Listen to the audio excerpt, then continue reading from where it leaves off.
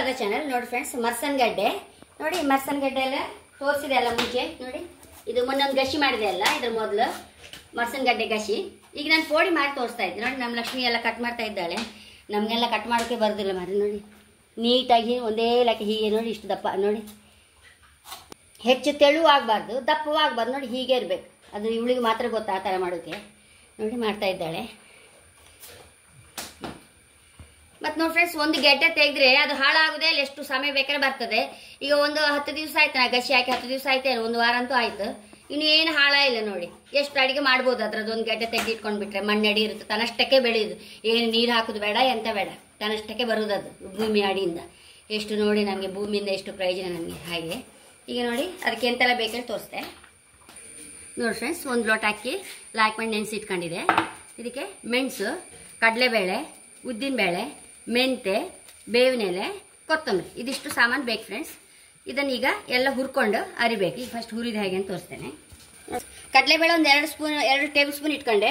1 table spoon ಉದ್ದಿನಬೇಳೆ, ಒಂದು ಮೆಂತೆ, ಒಂದೂವರೆ ಟೀ ಸ್ಪೂನು, ಮೆಣಸು ಬೇಕಾದಷ್ಟು ನೋಡಿ ಫ್ರೆಂಡ್ಸ್. ಒಂಚೂರು ಮಸಾಲೆ ಹೆಚ್ಚಾರು ಫ್ರಿಜ್ಜಲ್ಲಿ ಇಟ್ಕೊಂಡ್ರೆ ಏನಾದ್ರು ನೀರುಳ್ಳು ಮಕ್ಕಳು ಬರುವಾಗ ಬರೀ ನೀರುಳ್ಳು ಮಿಕ್ಸ್ ಮಾಡಿ ಕಲ್ಲಲ್ಲಿ ರೊಟ್ಟಿ ಮಾಡಿ ಸಹ ಕೊಟ್ಟರೆ ಹೈ ಕ್ಲಾಸ್ ಆಗುತ್ತೆ ಫ್ರೆಂಡ್ಸ್. ಈ ಹಿಟ್ಟಿಗೆ ಅಷ್ಟು ರುಚಿ ಆಗ್ತದೆ ಸಾಯಂಕಾಲ ಹೊತ್ತಿಗೆ. ಹಾಗೆ ಇದನ್ನೀಗ ಹಾಕಂತ ಇದ್ದೆ. ಇದಕ್ಕೆ ನೋಡಿ ಒಂಚೂರು ಎಣ್ಣೆ ಹಾಕಿದ್ರೆ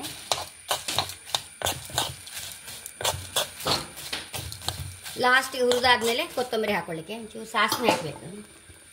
1 ಟೀ ಸ್ಪೂನ್ ಸಾಸಿವೆ ಹಾಕೊಂಡೆ. ಇದಿಷ್ಟು ಸಾಸಿವೆ ಹೊಟ್ಟುವಾಗ ಮೆಣಸೆಲ್ಲ ಸಹ ಹುರಿದಾಗಿ, ಕಡಲೆಬೇಳೆ ಉದ್ದಿನಬೇಳೆ ಎಲ್ಲ ಸಹ ಹುರಿದಾಗಿ ಇರ್ತದೆ. ಹೊಟ್ಟಿದಾಯ್ತು ಕಾಣಿ. ಸಾಸಿವೆ ಹೊಟ್ಟಿದ ಕೂಡಲೇ ನೋಡಿ ಕಡಲೆಬೇಳೆ ಎಲ್ಲ ಸಹ ರೋಸ್ಟ್ ಆಯಿತು. ಕೊತ್ತಂಬರಿ ಹಾಕಂತ ಇದ್ದೆ. 2.5 ಟೇಬಲ್ ಚಮಚ ಅಪ್ಪಷ್ಟು ಕೊತ್ತಂಬರಿ ಹಾಕೊಂಡಿದ್ದೆ ನೋಡಿ. ಆಫ್ ಮಾಡಿದೆ. ಆಫ್ ಮಾಡಿ ಆಯಿತು. ಕೊತ್ತಂಬರಿ ಹಾಕಿ ಹೆಚ್ಚು ಹುರಿಕಂತಿಲ್ಲ. ಬೆಲ್ಲ ರುಚಿಗೆ ತಕ್ಕಷ್ಟು ನೋಡಿ. 3 ನೋಡಿ ಬೇಯಿಸಿ ಇಟ್ಕೊಂಡಿದೆ. ಅದರ ನೀರು ಹಾಕಂತೆ ನಾನು. ಹುಣಸೆ ಹುಳಿ ಹಾಕೋದಿಲ್ಲ. ಅರಿಶಿನ ನೋಡಿ ಫ್ರೆಂಡ್ಸ್, ರುಚಿಗೆ ತಕ್ಕಷ್ಟು ಉಪ್ಪು, ಮಸಾಲೆ ಹಾಕೊಂಡಿದ್ವ.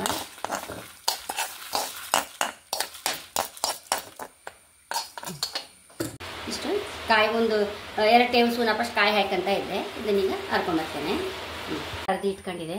ನಮ್ದೇನೋ ಗ್ಯಾಸ್ ಒಂಚೂರು ಪ್ರಾಬ್ಲಮ್ ಆಯಿತು, ಹಾಗಾಗಿ ಕಟ್ಟಿ ಒಳಗೆ ಇಟ್ಟಿದೆ ಫ್ರೆಂಡ್ಸ್. ನೋಡಿ ಹಳ್ಳಿ ಬದಿ ಹಾಪಕೋ ಏನು ಪ್ರಾಬ್ಲಮ್ ಆದ್ರೂ ನೋಡದೆ ಬೇಡ, ತಲೆ ಬಿಸಿ ಮಾಡ್ಕೊಂಡು ಕಟ್ಟಿ ಒಳಗೆ ಇಟ್ಬಿಟ್ಟೆ ನನ್ನ ಪಟ್ಟ.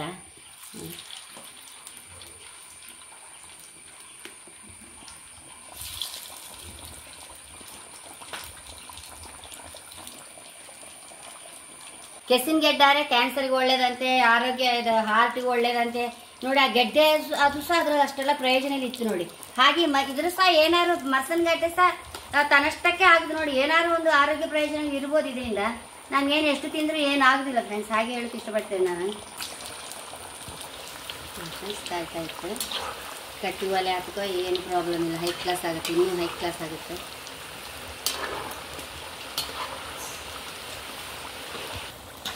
ಫ್ರೆಂಡ್ಸ್ ಆಗಿದೆ. ಇದು ನಾವು ಸಮ ಕಾಸ್ತಿದ್ರೆಲ್ಲ ತುಸುತ್ತೆ ಫ್ರೆಂಡ್ಸ್.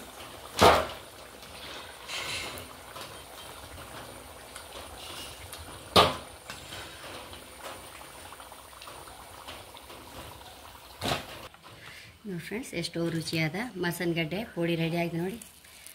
ಹೈ ಕ್ಲಾಸ್ ಬೆಂದಿದೆ. ಕೆಸಿನ ಗೆಡ್ಡೆದು ಪ್ರಯೋಜನಗಳಾದ್ರೂ ನನಗೆ ಗೊತ್ತುಂಟು ಫ್ರೆಂಡ್ಸ್. ಎಲ್ಲದಕ್ಕೂ ಆರೋಗ್ಯಕ್ಕೆ ಸಹ ಒಳ್ಳೇದದು. ಇದರದ್ದು ಪ್ರಯೋಜನಗಳು ಎಂತ ಅಂತ ನಂಗೆ ಗೊತ್ತಿಲ್ಲ. ಯಾರು ಗೊತ್ತಿದ್ದವ್ರು ಇದ್ದರೆ ಕಾಮೆಂಟ್ ಬಾಕ್ಸಲ್ಲಿ ಬರೀರಿ. ಎಲ್ಲರೂ ಓದ್ಕೊಳ್ಳಿ, ಎಲ್ಲರಿಗೂ ಅಂದಾಜಾಗತ್ತಾಗ ಏನಾರು ಖಂಡಿತ ಅದನ್ನು ಉದಾಸೀನ ಮಾಡದೆ ಮಾಡ್ಕೊಳ್ತಾರಲ್ಲ. ಹಾಗೆ ಹೇಳೋಕೆ ಇಷ್ಟಪಡ್ತೇನೆ ನೋಡಿ. ಆ ಹಿಟ್ಟು ಸಹ ಉಳಿದ್ರೆ ಏನು ಸಹ ಮಾಡ್ಕೊಳ್ಬೋದು ಫ್ರೆಂಡ್ಸ್. ಆ ಹಿಟ್ಟಲ್ಲಿ ಒಂಚೂರು ನೀರು ಸಣ್ಣ ಕೊಚ್ಚಿ ಹಾಕಿ ಸಣ್ಣ ಸಣ್ಣ ರೊಟ್ಟಿ ಕಣಗೆ ದೋಸೆ ಕಲ್ಲೆಲ್ಲ ಹಾಕಿ ಮಾಡಿಟ್ರೆ ಮಕ್ಕಳ ಶಾಲೆಯಿಂದ ಬರುವಾಗ ಸಹ ಭಾರಿ ಇಷ್ಟ ಆಗ್ತದೆ. ಅಷ್ಟು ಪರಿಮಳ ಆಗ್ತದೆ ಆ ಹಿಟ್ಟು. ಹಾಗೆ ಎಲ್ಲರಿಗೂ ಗೊತ್ತಿದ್ದದೆ, ಗೊತ್ತಿಲ್ಲದವ್ರಿಗೋಸ್ಕರ ನಾನು ಹೇಳೋದು ಅಷ್ಟೇ ಫ್ರೆಂಡ್ಸ್. ಹಾಗೆ ನನ್ನ ಚಾನಲ್ ಇಷ್ಟ ಸಬ್ಸ್ಕ್ರೈಬ್ ಮಾಡಿ, ಲೈಕ್ ಮಾಡಿ, ಕಾಮೆಂಟ್ ಮಾಡೋದಂತ ಮರೆಯಲೇಬೇಡಿ. Thank you.